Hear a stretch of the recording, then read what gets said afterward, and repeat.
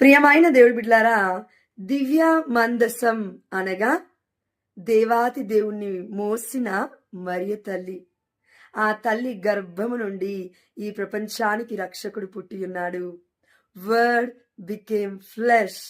దేవుడు మానవుడై మన మధ్య నివసించెను. యోహాను సువార్త 1:14.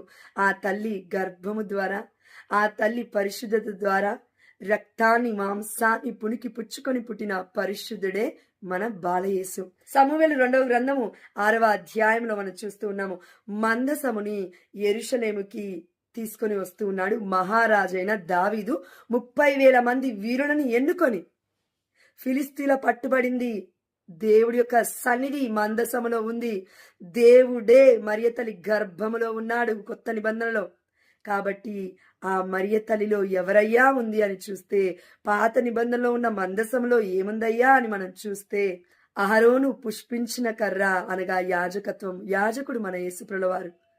అదే విధంగా 10 ఆజ్ఞల 2 పలకాలు అంటే 2 ఆజ్ఞలు. ఆ దేవాదేవుడు దేవుణ్ణి ప్రేమించు, నిన్ను నీవుగా ప్రేమించుకున్నట్లే పొరుగు వారిని ప్రేమించు అని క్రోడీకరించున్నారు. 3వదిగా మన్నా. ఆనాడు ఇజ్రాయెల్ ప్రజలు కేవలం మన్నాని మాత్రమే తిన్నారు. దేవదూతల ఆహారం అని కీర్తనాకారుడు పలుకుతున్నాడు. ఆ ఆహారము కాక ఇప్పుడు దేవుడి ఆహారము, పరలోకము నుండి ఈ లోకానికి వచ్చిన ఆహారము నేనే అని, జీవాహారము నేనే అని యేసుప్రభుల వారు యోహాను సువార్త 6వ అధ్యాయం 35-48 వచనాల్లో చెప్తూ ఉన్నారు. కాబట్టి ప్రియమైన దేవుడి బిడ్డలారా, మనందరికీ లైఫ్ అంటే జీవం, బ్రత్ ఊపిరి ఎవరు అంటే జీవాహారము అనబడుతున్న యేసుప్రభుల వారే. అందుకే దివ్య సప్రసాదనాథుని మనం మర్చిపోము. ఆ దివ్య సప్రసాదాన్ని ఈ ప్రపంచానికి అందించిన ఆ తల్లి పరిశుద్ధత, దివ్య మందసాన్ని కూడా మనం మర్చిపోము. అందుకే పల్లకిలో ప్రపంచవ్యాప్తంగా మనం ఊరేగిస్తూనే ఉన్నాం.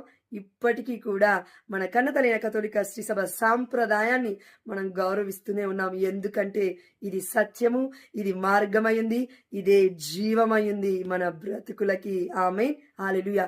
God bless you all.